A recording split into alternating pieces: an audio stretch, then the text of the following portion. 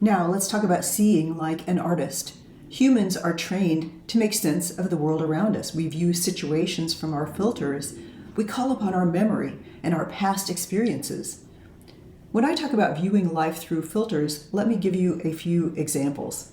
If someone tells you about a certain restaurant where they had a horrible experience, terrible service and bland food, that will likely influence your own experience at that restaurant. You view your own experience through the filter of another person's story.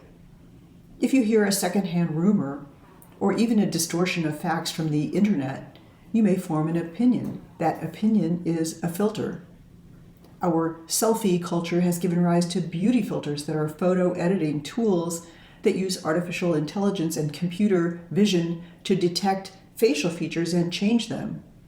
What we see when we use filters is a distortion from what is actually there. So filters can be formed by other people, your own past experiences, impressions formed, and they can be formed by your own beliefs, which can be changed because all in life is a choice. People also use filters when they see an optical illusion. I'm sure you know this one. Which do you first see, the old woman or the young woman? If you have trouble seeing both, if you see the old woman, look at the old woman's nose and think of it as the left cheek of a face looking away from you. And look at the old woman's eye and think of that as an ear on a face looking away from you.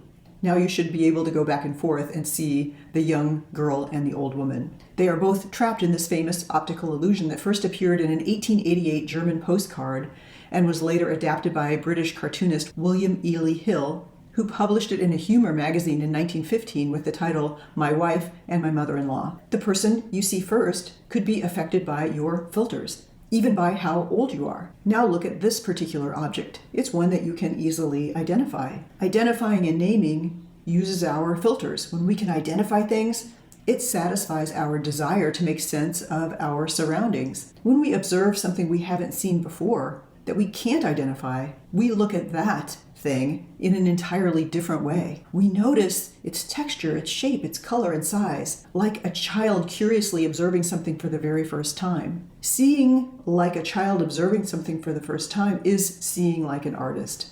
Avoid the labeling and the filters that stand in the way of deeper perception. Now look at the photo again and write a description of this object without using its name. Maybe you'll say things like, this object is roundish in shape. It is edible. It's probably 2 to 4 inches in diameter. It's varied in color with some shades of red, green, and yellow in color.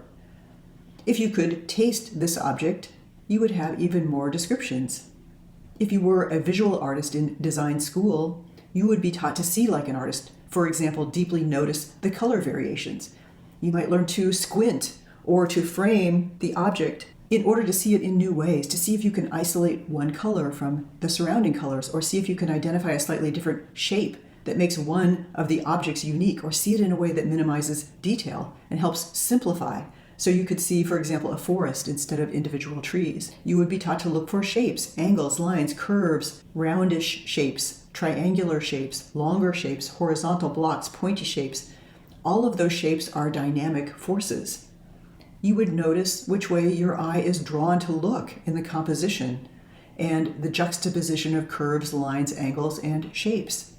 Because artists think about the visual journey that attracts the viewer's eye. You would look for the negative space and how the surrounding space can build tension or create harmony in a composition. But this course is not a visual artist creativity course, so we won't dive deeply here. But what I do want you to come away with is a greater awareness of seeing the world creatively, noticing your own filters, and seeing more with the eyes of your soul. Because that is deeply noticing something. It will not only make you more creative, it will enrich your life. Let me explain some more about what I mean. Paying full attention to moments is to embody love. When you give something your full attention, you are saying, you are worthy of my recognition and you are worthy of my awareness. As a creative person, you might pay attention to the shadows as much as to the light. You are noticing the particularity of things. Their uniqueness invites you to dive into details and nurture that curiosity within you to know as much as you can know about that thing. The word encounter comes from the Latin word incontra, in front of. Your experiences are encounters. that you come to with openness and wonder and receptivity and attentiveness. In the words of philosopher Martin Buber, what is before you becomes a vow. You have reverence for it.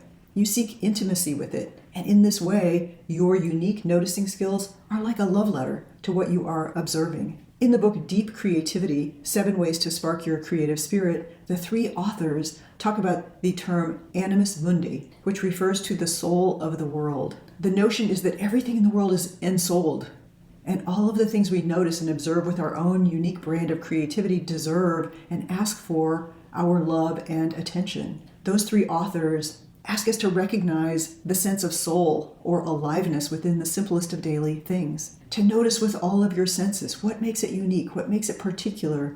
If you could enter into a dialogue with it, what would it say? What stories might it tell? Could you write a story about it? A poem? A song? Every day of your life can be an opportunity to express yourself. So this brief lesson asks you to notice your perception in new and more subtle ways. You begin to see the world through fewer old filters and with more dimension. If you practice looking in this way, you begin to see the world with more creativity and imagination. You see with artist's eyes.